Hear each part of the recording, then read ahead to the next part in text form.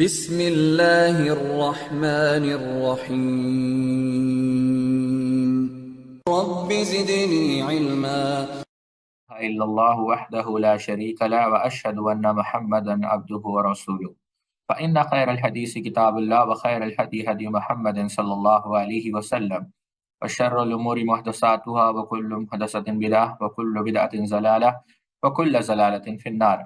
قال الله تبارك وتعالى في القرآن المجيد والفرقان الحميد بعد أن أقول أعوذ بالله السميع العليم من الشيطان الرجيم من حمزه ونفخه ونفسه. يا أيها الناس اتقوا ربكم الذي خلقكم من نفس واحدة وخلق منها زوجها وبث منهما رجالا كثيرا ونساء واتقوا الله الذي تساءلون به والأرحام إن الله كان عليكم رقيبا. يا أيها الذين آمنوا اتقوا الله حق تقاته ولا تموتن إلا وأنتم مسلمون. يا أيها الذين آمنوا اتقوا الله وقولوا قولا سديدا يصلح لكم أعمالكم ويغفر لكم ذنوبكم ومن يطع الله ورسوله فقد فاز فوزا عظيما. الحمد لله أحد بأحد الصمد لم يلد ولم يولد ولم يكن له كفوا أحد والصلاة والسلام على سيد الأشرف الأنبياء المرسلين نبينا محمد وعلى آله وأصحابه أجمعين أما بعد. تمام قسم کی تعریف، کبریائی اور بڑائی اللہ رب العزت کے لیے لائق و زیبا ہے، اور لاکھوں نہیں کروڑوں درود و سلام ہو تمام انبیاء کرام پر، خصوصاً اللہ کے رسول صلی اللہ علیہ وسلم پر۔ اللہم صلی علی نبینا محمد وعلی آل محمد کما صلیت علی ابراہیم وعلی آل ابراہیم انک حمید مجید۔ اللہم بارک علی محمد وعلی آل محمد کما بارکت علی ابراہیم وعلی آل ابراہیم انک حمید مجید۔ جیسا کہ آپ جانتے ہیں کہ چند دنوں سے ہم توحید کی فضیلت کو سمجھنے کی کوشش کر رہے ہیں کہ توحید کتنی اہم ہے اور توحید کیا کردار ادا کرتا ہے ایک مسلمان کی زندگی میں، اور یہ واحد ذریعہ ہے، یا یوں سمجھے آپ، جنت میں داخل ہونے کا اور جہنم سے بچنے کا۔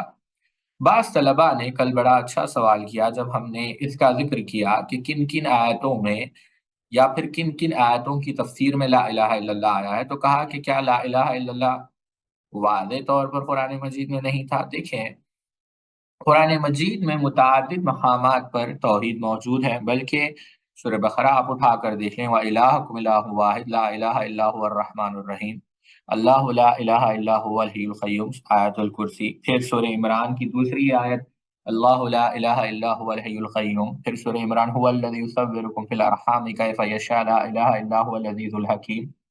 پھر شہد اللہ انہ لا الہ الا هو والملائکۃ واولو العلم قائما بالقسط لا الہ الا هو العزیز الحکیم۔ پھر ان ھذا لہو القصص الحق وما من الہ الا اللہ وان اللہ لہو العزیز الحکیم۔ اللہ لا الہ الا ہوا، پھر لا یجمعنکم الی یوم القیامۃ لا ریب فیہ ومن اصدق من اللہ حدیثا، سورہ نساء کے اندر، لقد کفر الذین قالوا ان اللہ ثالث ثالثۃ وما من الہ الا الہ واحد، سورہ مائدہ کے اندر، ذالکم اللہ ربکم لا الہ الا هو خالق کل شیء فاعبدوہ وہو علی کل شیء وکیل، وہو علی کل شیء وکیل، سورہ انعام کے اندر۔ تو متعدد آیتیں ایسی، اتبعوا ما اوحی الیک من ربک لا الہ الا هو واعرض عن المشرکین۔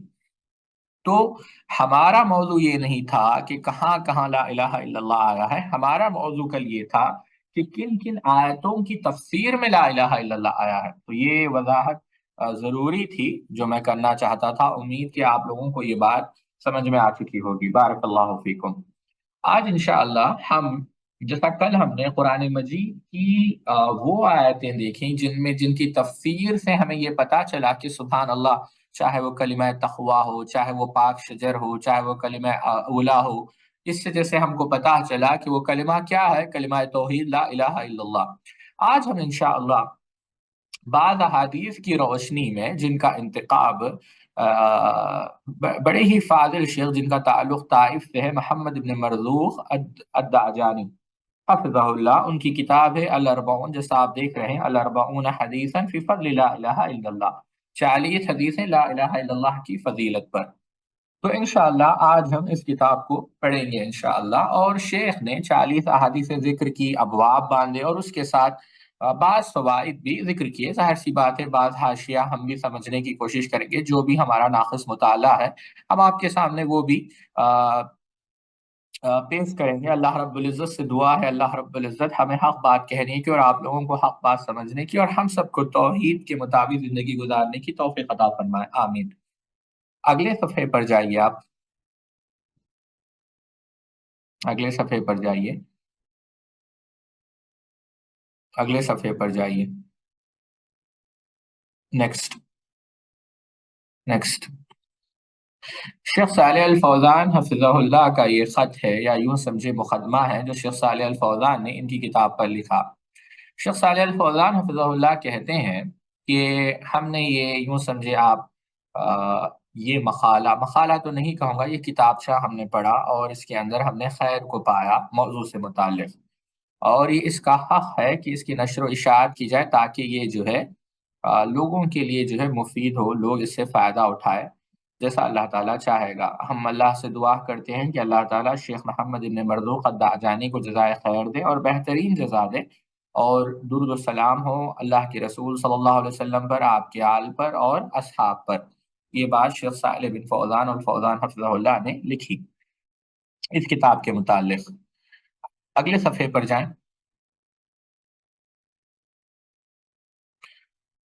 یہ شیخ کا مقدمہ ہے۔ آئیے دیکھتے ہیں کہ شیخ نے مقدمے میں کیا لکھا۔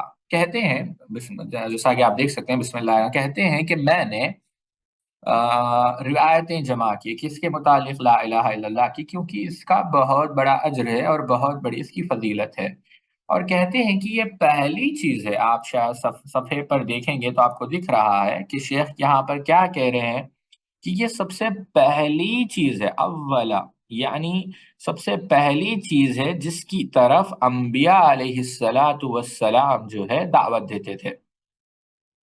اور اس کے بعد اور بھی بہت سارے نکات آپ نے لکھے ہیں کہ متقدمین میں سے کن کن لوگوں نے جو ہے اس پر کام کیا ہے، اور آپ نے کیوں اس کا انتخاب کیا ہے، اور اس کی وجوہات کیا رہی ہیں، اور متقدمین جیسا ہم نے یہ پڑھا ہے جیسے ابو بکر جری رحمہ اللہ، ابن عساکر، امام دارقطنی، امام نووی، امام منذری۔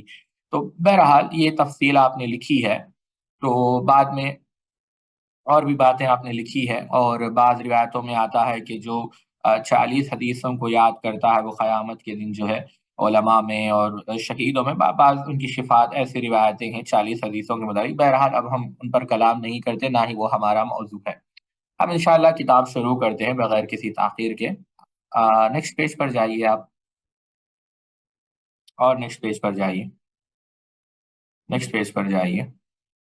دیکھیں، پہلی حدیث جو شیخ نے نقل کی اور باب آپ نے باندھا، باب کیا باندھا آپ نے؟ یہ باب باندھا کہ سب سے پہلی چیز جو یوں سمجھے آپ بندوں پر فرض ہے، سب سے پہلی چیز ہے وہ کیا ہے؟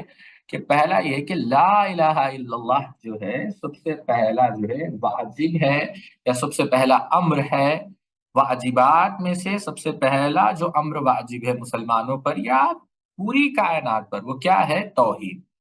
اور آپ نے حدیث نقل کی، اور وہ حدیث کہاں ہے؟ صحیح بخاری کے اندر۔ کہتے ہیں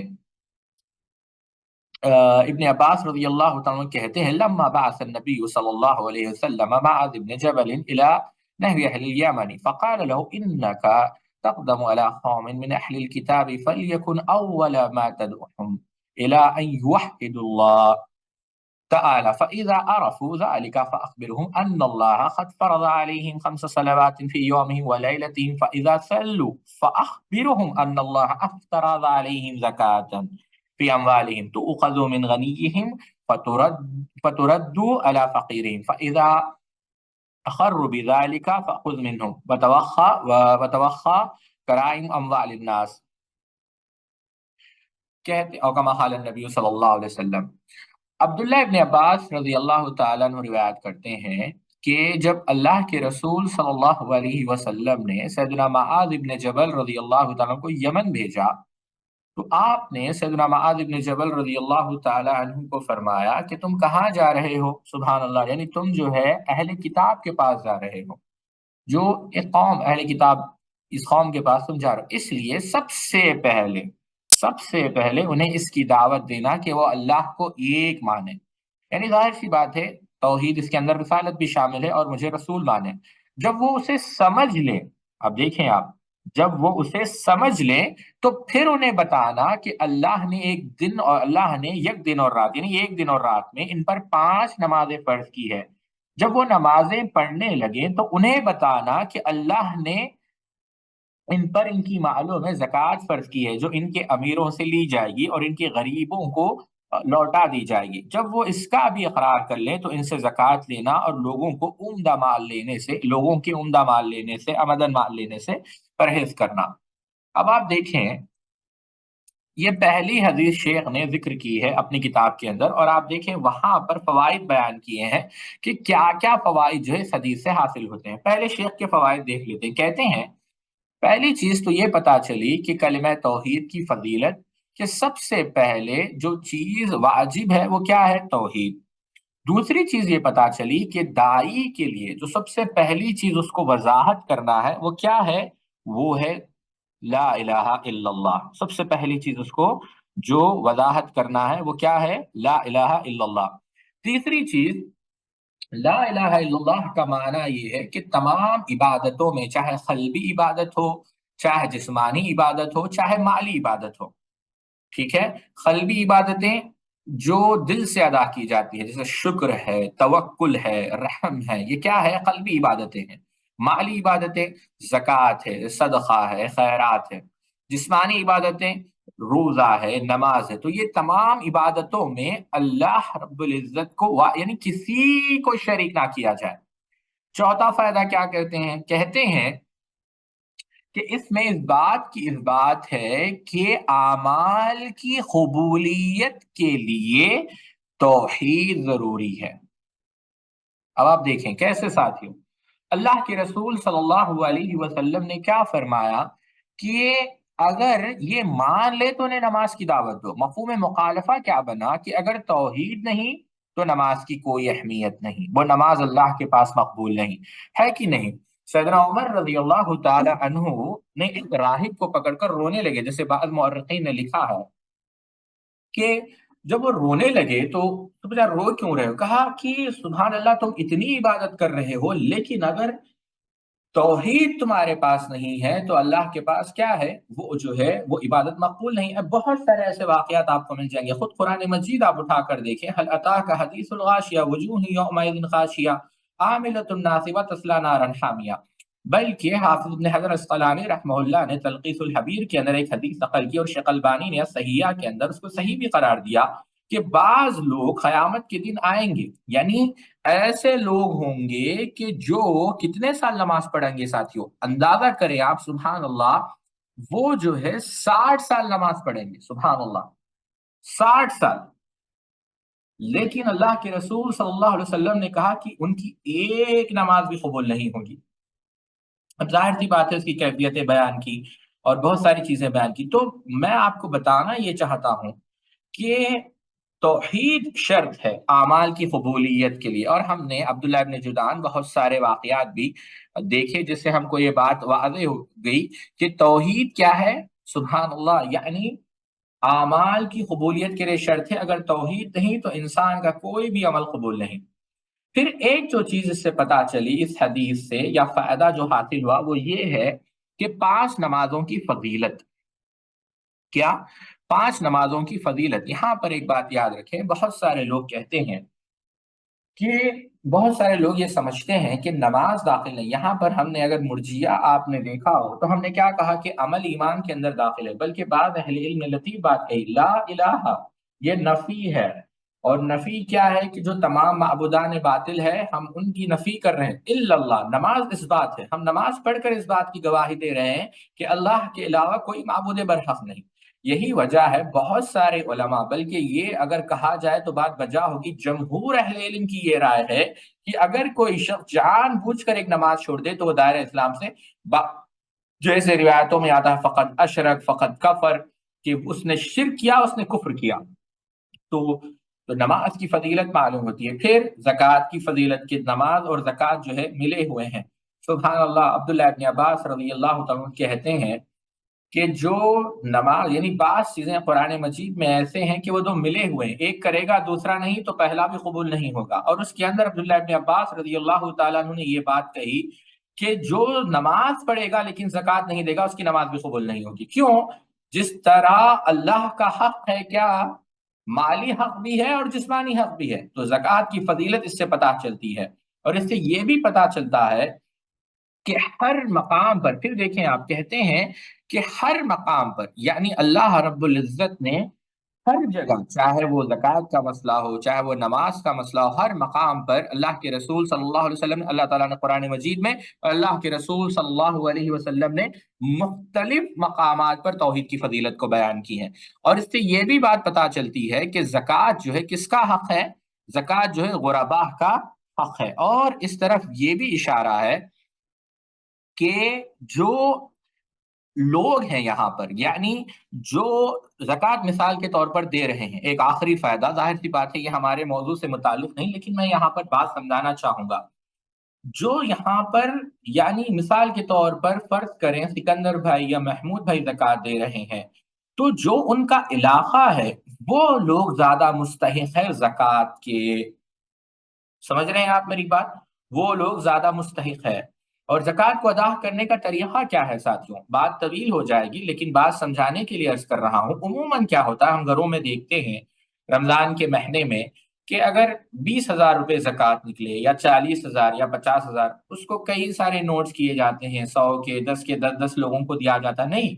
فلسفہ زکوٰۃ کیا ہے؟ اگر آپ سیدنا عمر اور سیدنا معاذ ابن جبل کا دور دیکھیں، سیدنا عمر کے دور میں سیدنا معاذ ابن جبل رضی اللہ تعالی عنہ کا جو فعل تھا، جو صحیح فعل ہے، اور اسی طریقے سے زکوٰۃ کو، ظاہر سی بات ہے اس وقت زکوٰۃ خلیفے کے پاس، گورنرز کے پاس جمع کی جاتی تھی، تو زکوٰۃ کو جمع کر کر مثال کے طور پر فرض کریں اگر 18 طلبہ یہاں پر بیٹھے ہوئے ہیں، آپ کی زکوٰۃ نکلتی ہے 10,000، تو کتنے ہوئے؟ 1,80,000۔ 1,80,000 آپ ایک شخص کو دیں گے جو فقیر ہے، تاکہ وہ کم از کم اگلے سال زکوٰۃ لینے کی حیثیت میں نہ ہو، یعنی آپ اس کو ایک یوں سمجھے فقیری سے نکال کر ایک دوسرے طبقے میں آپ لے کر جائیں، یہ اصل زکوٰۃ دینے کا طریقہ ہے۔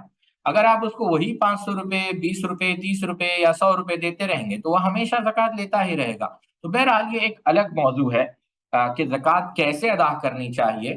تو یہ پہلی حدیث ہے جس سے شیخ نے توحید کی فضیلت سمجھائی۔ چلیے دوسری حدیث، اگلے صفحے پر چلتے ہیں۔ یہاں پر دیکھیں ایک چیز،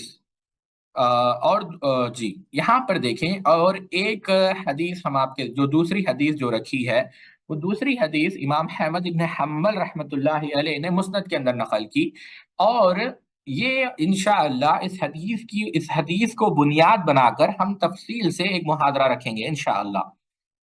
اشعث ابن یسلم کہتے ہیں کہ انہوں نے ایک شیخ سے سنا جو بنی مالک ابن کنانہ سے تھے، قبیلہ ہے یہ، کہ انہوں نے اللہ کے رسول صلی اللہ علیہ وسلم کو دیکھا، کہاں؟ مجاز میں۔ یہ مجاز کہاں ہے؟ یہ مجاز جو ہے ایک بازار ہوا کرتا تھا، یہ عرفہ کے پاس ہوا کرتا تھا، اور یہ کب لگا کرتا تھا؟ ذوالحجہ کے پہلے سے لے کر ترویہ، یوم الترویہ یعنی 8ویں ذوالحجہ تک، یعنی پہلے ذوالحجہ کو شروع ہوتا تھا اور 8ویں ذوالحجہ تک رہتا تھا۔ کہتے ہیں کہ وہاں پر انہوں نے اللہ کے رسول صلی اللہ علیہ وسلم کو دیکھا، شیخ سے مراد ایک بوڑھا، اللہ کے رسول صلی اللہ علیہ وسلم کو دیکھا، اور اللہ کے رسول صلی اللہ علیہ وسلم لوگوں کے پاس جایا کرتے، اور کیا کہتے آپ صلی اللہ علیہ وسلم؟ آپ یہ کہتے کہ قولوا لا الہ الا اللہ، قولوا لا الہ الا اللہ، کہ کہو لا الہ الا اللہ تفلحوا، کہ تاکہ تم کامیاب ہو جاؤ۔ امام احمد نے، امام حیثمی نے اس کے رجال کو صحیح کہا، امام ابن حنبل نے مسند کے اندر اس کو نقل کیا کہ تم لا الہ الا اللہ کہو، کیا کہو؟ لا الہ الا اللہ، تاکہ تم کامیاب ہو جاؤ۔ تملکون العرب والعجم، ہم نے ذکر کیا، آپ بغداد کو دیکھ لیں، آپ اندلس کو دیکھ لیں، ان کی زوال کا سبب کیا تھا؟ شرک۔ اور آپ مغلیہ سلطنت کو دیکھ لیں، ان کی زوال کا سبب کیا تھا؟ شرک۔ اور آپ آج مملکت سعودی عربیہ کو دیکھ لیں، ان کے عروج کا سبب کیا ہے؟ توحید۔ تو یہ جو عروج اور زوال ہے، رفت اور ذلت ہے، یہ کس کی وجہ سے ہے؟ توحید اور شرک کی وجہ سے۔ اللہ کے رسول صلی اللہ علیہ وسلم یہی دعوت دیتے رہے کہ لا الہ الا اللہ کو، بلکہ بعض الفاظ آتے ہیں تملکون العرب والعجم، تاکہ تم عرب اور عجم کے مالک بن جاؤ۔ اس حدیث سے کیا فوائد حاصل ہوئے؟ پہلا، لا الہ الا اللہ کی دعوت۔ دوسرا کہ یہ لا الہ الا اللہ کی جو دعوت ہے یہ انسان کو دنیا اور آخرت دونوں جگہ نجات دے گی۔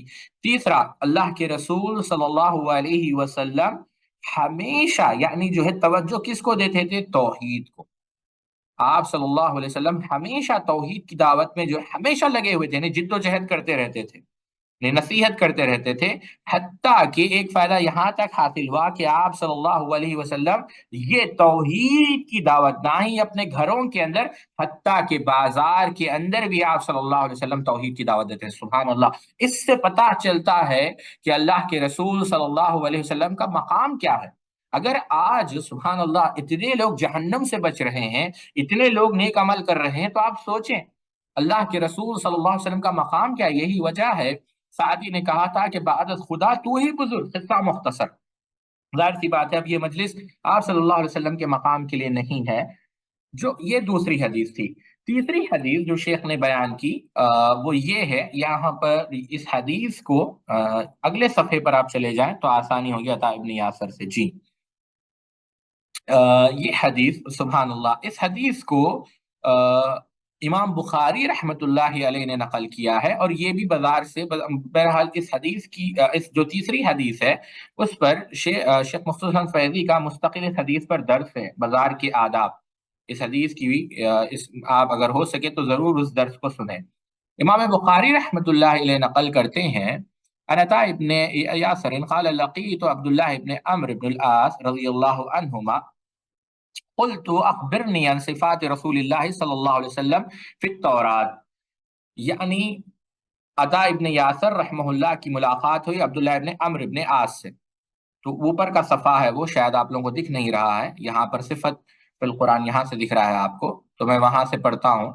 تو کہتے ہیں فی التورات قال اجل والله انه لموصوف في التوراة ببعض صفاته في القرآن۔ دیکھیے اب یہاں سے ببعض صفاته في القرآن، یا ایھا النبی انا ارسلناک شاہدا ومبشرا ونذیرا وحرزا للأمیین انت عبدی ورسولی سمیتک المتوکل ليس بفظ ولا غليظ ولا سخاب في الأسواق ولا يدفع بالسيئات السيئات ولكن يعفو ويغفر ولن يقبض الله ولن يقبضه الله حتى يقيم به ملة الأوجاع بأن يقول لا إله إلا الله ويفتح بها أعينا أميا وآذانا سما وقلوبنا غلفا أو كما قال النبي صلى الله أو كما عبداللہ ابن عمرو ابن عاص رضی اللہ عنہ کہتے ہیں عطا ابن یاسر نے پوچھا، یعنی ملاقات ہوئی ان کی کس سے؟ عطا ابن یاسر رحمہ اللہ بہت عظیم تابعی ہیں، عطا ابن ابی رباح الگ ہے اور عطا ابن یاسر الگ ہے۔ کہتے ہیں کہ عبداللہ ابن عمرو ابن عاص رضی اللہ تعالیٰ عنہ سے میری ملاقات ہوئی اور میں نے عرض کیا کہ رسول اکرم صلی اللہ علیہ وسلم کی جو صفات تورات میں آئی ہیں ان کے متعلق مجھے کچھ بتائیے۔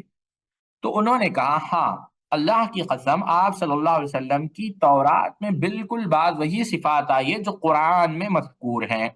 محمد الرسول اللہ والذین معه شداء علی الکفار رحماء بینہم تراہم رکعا سجدا یبتغون فضلا من اللہ رضوانا سیماہم فی وجوہہم من اثر السجود ذلک مثلہم فی التوراۃ ومثلہم فی الانجیل۔ تو جو ہے ظاہر سی بات ہے ان کا ذکر آیا ہے۔ تو کہا عبداللہ ابن عمرو ابن عاص رضی اللہ عنہ کہ ہاں ان کی صفات ذکر ہوئی ہے۔ کہتے ہیں عبداللہ ابن عمرو ابن عاص رضی اللہ تعالیٰ عنہ آگے کہ آپ صلی اللہ علیہ وسلم کی تورات میں بالکل وہ صفت جو قرآن میں، جیسے کہ کہتے ہیں اے نبی ہم نے تمہیں گواہ، خوشخبری دینے والا، ڈرانے والا اور ان پڑھ قوم کی حفاظت کرنے والا بنا کر بھیجا ہے۔ تم میرے بندے اور میرے رسول ہو، میں نے تمہارا نام متوکل رکھا ہے۔ تم نہ بدقور ہو، نہ سخت دل اور نہ بازاروں میں شور مچانے والے، یعنی بازار میں اونچی آواز کرنے والے۔ اور تورات میں یہ بھی لکھا ہوا ہے کہ وہ میرا بندہ اور رسول ہے، برائی کا بدلہ برائی سے نہیں لے گا بلکہ معاف اور درگزر کرے گا۔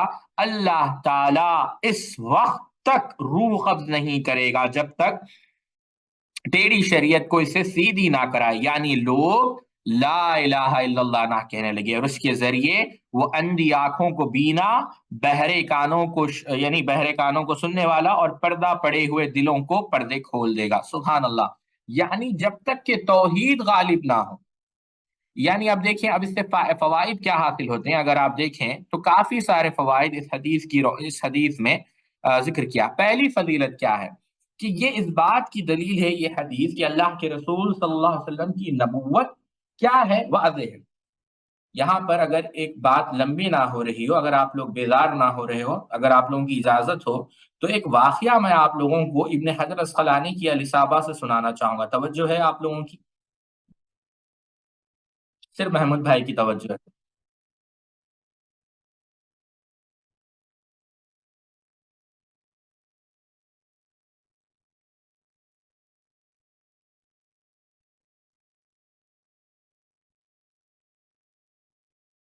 بارک اللہ فیکم، احسن اللہ علیکم۔ حافظ ابن حجر اسقلانی الاصابہ فی تمیز الصحابہ پہ بیان کرتے ہیں کہ ایک دفعہ سیدنا عباس کہتے ہیں کہ ہم سیدنا عمر کے ساتھ مسجد میں بیٹھے ہوئے تھے، ٹھیک ہے؟ تو ایک شخص آیا اور اس نے اسلام قبول کیا، تو میں نے پوچھا ما منعک ان تسلم فی عہد رسول اللہ صلی اللہ علیہ وسلم و ابا بکر، کہ کیا چیز تھی جس نے تم کو منع کر دیا کہ تم اب اسلام لا رہے ہو؟ اگر تم اللہ کے رسول صلی اللہ علیہ وسلم کے دور میں اسلام لاتے تو صحابی ہوتے، سیدنا ابو بکر کے دور میں اسلام لاتے تو ظاہر سی بات ہے جو جنگ یمامہ ہے، بڑی بڑی جنگی ہیں، جو فضیلتیں ہیں، آپ وہ فضیلتوں کو حاصل کرتے، اتنی تاخیر کیوں کی؟ تو وہ کہتے ہیں، وہ اسلام لانے والے شخص، کہ میرے والد نے مجھے ایک کتاب دی اور کہا کہ یہ کتاب تورات کا خلاصہ ہے، اور میں وہی پڑھنے لگا، لیکن بعد میں جب میں نے اصل تورات کا نسخہ کھولا تو مجھے وہاں پر اللہ کے رسول صلی اللہ علیہ وسلم کی صفات اور صحابہ کی صفات بھی ملی، اس وجہ سے میں نے اسلام لایا۔ تو کیا پتا چلا ساتھیوں، تقلید، اندھا دھند پیروی نے ان کو اسلام لانے سے کافی دیر تک روکے رکھا، لیکن جب تحقیق کی، مخلص ہو کر انہوں نے حق تلاش کیا، تو اللہ رب العزت نے انہیں ہدایت دی۔ تو نقطہ یہ پتا چلا کہ اللہ کے رسول صلی اللہ علیہ وسلم اور صحابہ کے اوصاف تمام آسمانی کتابوں میں جو ہے موجود ہے، ٹھیک ہے؟ تو یہ ایک تو نقطہ جو شیخ نے بتایا کہ اللہ کے رسول صلی اللہ علیہ وسلم کی جو نبوت ہے، وہ نبوت کیا ہے؟ ثابت ہے، اور یہ پچھلی کتابوں میں موجود ہے، اور آپ کی جیسی شان ہے، کسی کی ایسی شان نہیں۔ پھر یہ بھی بات پتا چلی کہ اللہ کے رسول صلی اللہ علیہ وسلم کی صفات یہ بھی بیان ہوئی کہ آپ صلی اللہ علیہ وسلم شہید ہے، شاہد ہے، بشیر ہے، نذیر ہے، اور آپ صلی اللہ علیہ وسلم معاف کر، یہ پورے اوصاف آپ صلی اللہ علیہ وسلم کے بیان کیے گئے۔ تیسری چیز یہ پتا چلی کہ اللہ کے رسول صلی اللہ علیہ وسلم کے حسن اخلاق جو یہاں پر ذکر کیے گئے ہیں وہ معلوم ہوئے۔ اور ایک چیز جو اس میں ذکر ہوئی وہ یہ بھی ہے کہ یوں سمجھے آپ کہ آپ صلی اللہ علیہ وسلم کی موت اس وقت تک نہیں آئے گی، یا آپ صلی اللہ علیہ وسلم انتقال اس وقت تک نہیں کریں گے جب تک کہ توحید کا حق ادا نہ کر دیں، یا لوگ جو ہے دین مکمل نہ ہو جائے۔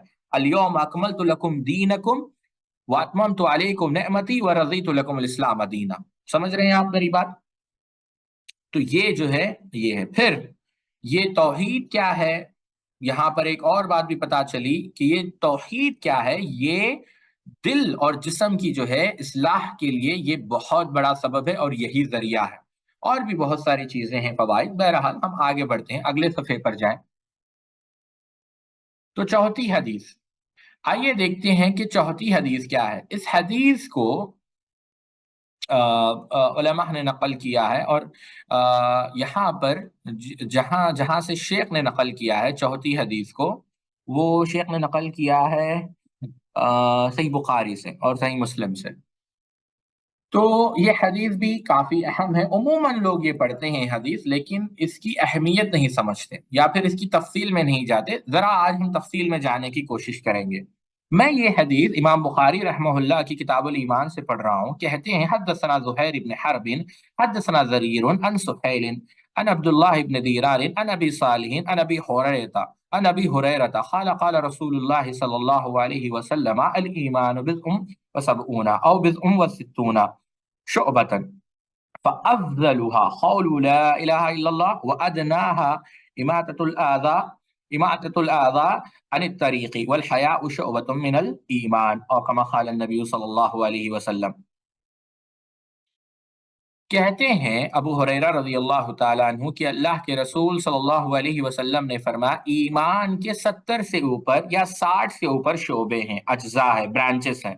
سب سے افضل جز لا الہ الا اللہ کا اقرار ہے، اور سب سے چھوٹا کسی کی اذیت دینے والی چیز کو راستے سے ہٹانا، اور حیا بھی ایمان کی شاخوں میں ایک شاخ ہے۔ ٹھیک ہے، یہاں پر ایک سوال میں آپ لوگوں کو کرنا چاہوں گا اور طلباء سے پوچھنا چاہوں گا کہ آپ لوگ یہ بتائیے کہ کیا کسی محدث نے، بڑے معروف محدث ہے، ان 70 شاخوں پر کتاب لکھی؟ کسی ایک محدث نے؟ میں پوچھنا چاہتا ہوں آپ لوگوں کو، دیکھتے ہیں کہ کون اس کا جواب دیتا ہے۔ بیہقی رحمۃ اللہ علیہ نے کتاب لکھی۔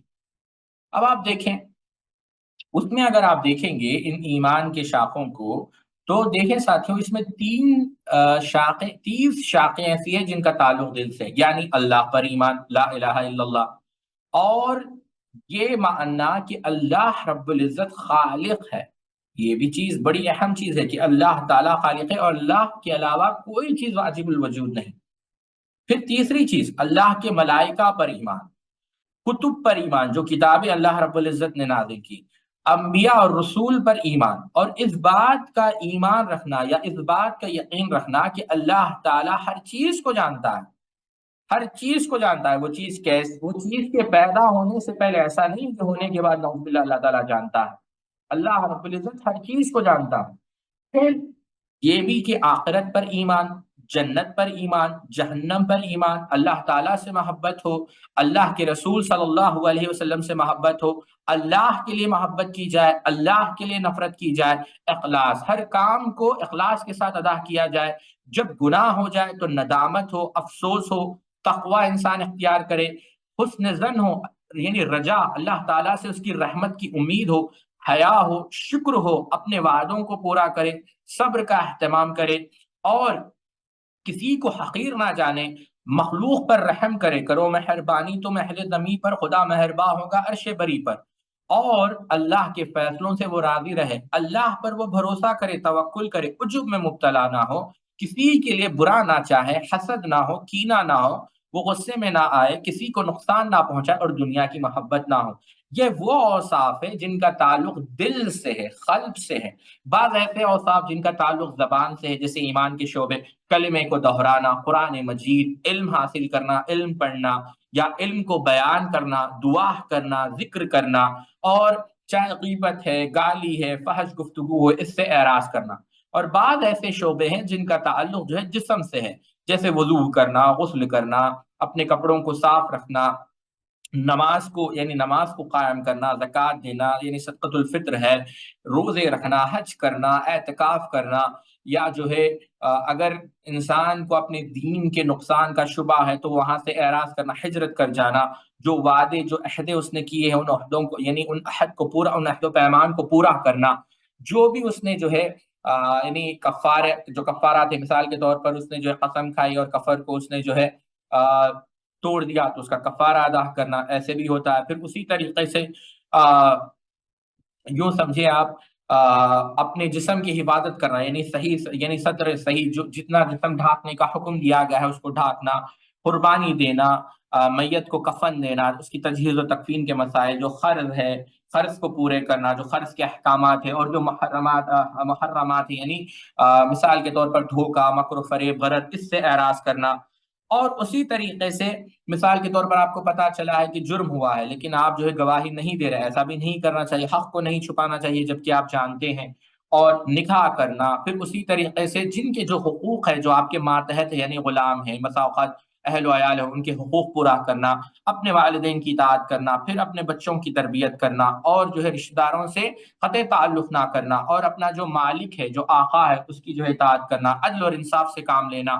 اسی طریقے سے مسلمانوں کے ساتھ نصیحت کا معاملہ کرنا، حکمرانوں کی جو ہے اطاعت کرنا، خروج نہ کرنا، اور اگر پتا چلے کہ دونوں لوگوں کے درمیان جو ہے اختلاف ہو چکا ہے تو ان میں صلح کرنے کی کوشش کرنا، نیکی اور خیر کے کاموں میں تعاون کرنا، یعنی امر بالمعروف و نہی عن المنکر کا کام کرنا۔ اور جب آپ مثال کے طور پر گورنمنٹ کے اندر ہے، یا سبحان اللہ، یا یوں سمجھے آپ حکمرانی یعنی آپ حکمرانوں کے نیچے ہے، تو جو شریعت کی طرف سے جو پنشمنٹس ہے، جو تعزیرات ہے، جو حد ہے، ان حدود کو قائم کرنا، اور جو دین کے دشمن ہیں ان کے خلاف جہاد کرنا، چاہے وہ ہاتھ کے ذریعے سے ہو، چاہے وہ قلم کے ذریعے سے ہو، چاہے وہ دل کے ذریعے سے ہو، بہرحال جد و جہد کرنا، امانت میں خیانت نہ کرنا، جو لوگ واقعی میں پریشان ہیں ان کو قرضہ دینا، پڑوسیوں کے حق کو ادا کرنا، کوشش کرنا کہ مال جو ہم حاصل کر رہے ہیں وہ مال حلال ہو، اس کے اندر حلال حرام کا کوئی بھی جو ہے دانہ نہ آئے، اور اسی طریقے سے جو مال کمایا ہوا ہے اس کو شریعت کے مطابق جو ہے خرچ کرنا، سلام کو عام کرنا، جب کوئی الحمدللہ کہے تو یرحمک اللہ کہنا،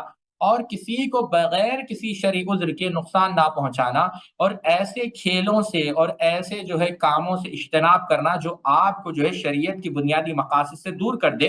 اور آخری سب سے ادنا درجہ کیا ہے کہ اگر راستے میں ایک ادنا سا پتھر ہو یا ایسی چیز جو تکلیف دینے والی ہو، اس کو وہاں سے نکال دینا۔ یہ امام بہقی رحمۃ اللہ علیہ نے، الحمدللہ امام بہقی رحمۃ اللہ علیہ نے یہ شعبے بیان کیے ہیں۔ تو سب سے افضل شعبہ کیا ہے ساتھیو؟ افضل شعبہ یہ ہے لا الہ الا اللہ، ٹھیک ہے؟ تو یہ بات امام بہقی رحمۃ اللہ علیہ نے بیان کی، اس کے فوائد نقل کر کر ہم اپنی بات کو یہیں روکتے ہیں، 40 منٹ ہو گئے ہیں۔ تو پہلی بات تو یہ پتا چلی کہ لا الہ الا اللہ کی فضیلت ہے کہ نہیں۔ پھر دوسری بات کہ ایمان کے کافی سارے حصے ہیں، تو اس سے کس فرقے کا رد ہوتا ہے؟ کوئی بتا سکتے ہیں کس فرقے؟ تو اس حدیث سے جیسا کہ آپ جانتے ہیں مرجیہ کا رد ہوتا ہے، اور ایمان کس کا نام ہے ساتھیو؟ قول کا، تصدیق کا اور عمل کا، تینوں چیزیں جو ہے داخل ہیں۔ اور اہل سنت نے اس حدیث کو اس بات پر استعمال کیا کہ دیکھیں ایمان اقرار کا نام ہے، زبان اقرار باللسان، اور فعل یعنی جسم کی یعنی جوارے یعنی جو اعضاء ہے اس سے عمل کیا جائے، اور اعتقاد، جیسا کہ اللہ کے رسول صلی اللہ علیہ وسلم نے کہا۔ تو اور بھی دیگر فوائد اس سے حاصل ہوتے ہیں، جیسے راستے میں اگر کچھ ہو تو اس راستے میں اگر کوئی تکلیف دہ چیز ہو اس کو ہٹا دی جائے، جیسا کہ اور بھی واقعات میں ذکر آیا ہے، اور بھی احادیث میں ان چیزوں کا ذکر آیا ہے۔ تو یہیں پر ہم اپنی بات کو روکتے ہیں۔ اللہ رب العزت سے دعا ہے اللہ رب العزت ہمیں حق بات کہنے کی توفیق عطا فرمائے۔ ابھی 10 منٹ ہیں تو انشاءاللہ ہم ایک حدیث لیتے ہیں۔ چلیں آگے بڑھیں، آپ اگلی حدیث میں جائیں، 5ویں۔ جی، یہ دیکھیں اس حدیث کو کس نے نقل کیا؟ امام احمد بن حنبل رحمۃ اللہ علیہ نے، امام طبرانی نے، اور امام حیثمی نے۔ امام حیثمی نے کہا ان کی جو رجال ہے جو امام مسند احمد کے، وہ ثقہ ہے۔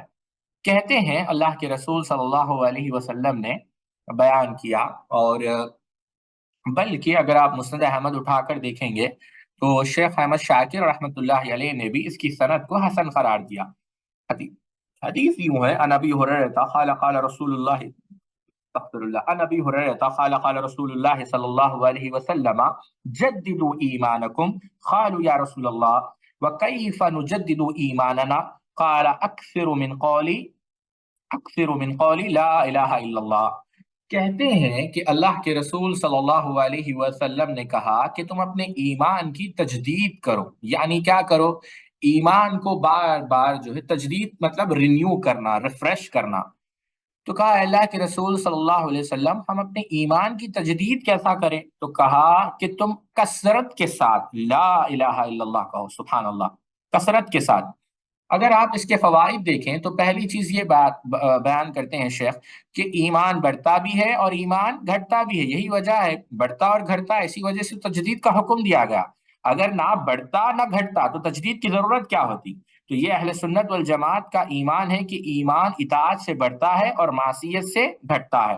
اور پھر یہ بھی بات نصیحت کی گئی کہ ہمیشہ اپنے ایمان کی فکر کرنی چاہیے، اور جب جب ایمان کمزور ہوتا چلے جائے تو کوشش کرنی چاہیے کہ اعمال اطاعت یا عمل صالح کے ذریعے سے اس ایمان کو مضبوط کرنا چاہیے، اس ایمان کو بڑھانا چاہیے۔ اور ایمان کو بڑھانے کا سب سے بہترین طریقہ کیا ہے کہ لا الہ الا اللہ، اور توحید سے بڑھ کر نہ کوئی ذکر ہے، توحید سے بڑھ کر نہ کسی چیز کی فضیلت ہے، اور نہ توحید سے بڑھ کر کسی چیز کی اہمیت ہے۔ یہی سب سے بڑا سرمایہ ہے ایمان کو بڑھانے کا اور ایمان کو مضبوط کرنے کا۔ اچھا، کیوں ساتھیوں کہ جب یہ سبب کیوں ہے لا الہ الا اللہ تو ایمان کو بڑھانے کا؟ وہ اس وجہ سے کہ یہ اللہ تعالی سے ہمارا تعلق مضبوط کرتا ہے۔ کیوں؟ جب بندے کو لا الہ الا اللہ کی حقیقت معلوم ہوتی ہے، فَأَعْلَمْ أَنَّهُ لَا إِلَهَ إِلَّا فَأَعْلَمْ أَنَّهُ لَا إِلَهَ إِلَّا اللَّهُ، علم حاصل ہوتا ہے، اور یہ اس بات کی تصدیق کرتا ہے کہ میری تمام عبادتیں، قُلْ إِنَّ الصَّلَاةِ وَنُسُكِي وَمَحْيَايَ وَمَمَاتِي، کہ میری زندگی اور میرا مرنا کس کے لیے ہے؟ اللہ رب العزت کے لیے۔ تو وہ کوشش کرتا ہے کہ تمام اللہ تعالیٰ کے افعال، تمام اللہ تعالیٰ کے اسماء حسنہ، اس کی عبودیت، اس کی ربوبیت میں اندر کسی کو شریک نہ کرے، اور تمام اعمال صالح بہترین اور کمال انداز میں وہ کوشش کرنے کی کوشش کرتا ہے۔ یہی وجہ ہے مومن کے لیے چاہیے کہ وہ ہمیشہ جب کبھی اس کا دل غافل ہو جائے یا نسیان کا شکار ہو جائے، بھول جائے، تو فوری کیا کرے؟ اللہ تعالیٰ کی عظمت کو یاد کرے، اللہ تعالیٰ کے مقام کو سمجھنے کی کوشش کرے، اور یہ دیکھے کہ وہ گناہ چھوٹا ہے یا بڑا، کبیرہ ہے یا صغیرہ، وہ بحث ہے ہی نہیں۔ بحث یہ ہے کہ جس رب کی تم معصیت کر رہے ہو وہ رب کتنا عظیم ہے، وہ رب کا مقام کیا ہے، لہٰذا اسے کبھی بھی کسی بھی چیز میں جو ہے کیا نہیں کرنی چاہیے، سبحان اللہ، یعنی معصیت نہیں کرنی چاہیے، ٹھیک ہے، یعنی اللہ تعالیٰ، پھر یہ توحید ہے۔ اور جب کبھی وہ کیا ہوتا ہے، اب اس کا مفہوم مخالفہ دیکھیے، جب وہ اللہ سے دور ہے تو کیا ہوگا؟ ظاہر سی بات ہے اس کے دل میں جب اللہ تعالیٰ کا مقام نہیں، اللہ تعالیٰ سے وہ غافل ہے، تو کیا ہوگا؟ نتیجتاً وہ اللہ تعالیٰ سے جب دور ہوگا تو گناہ میں، معصیت میں مبتلا ہوگا۔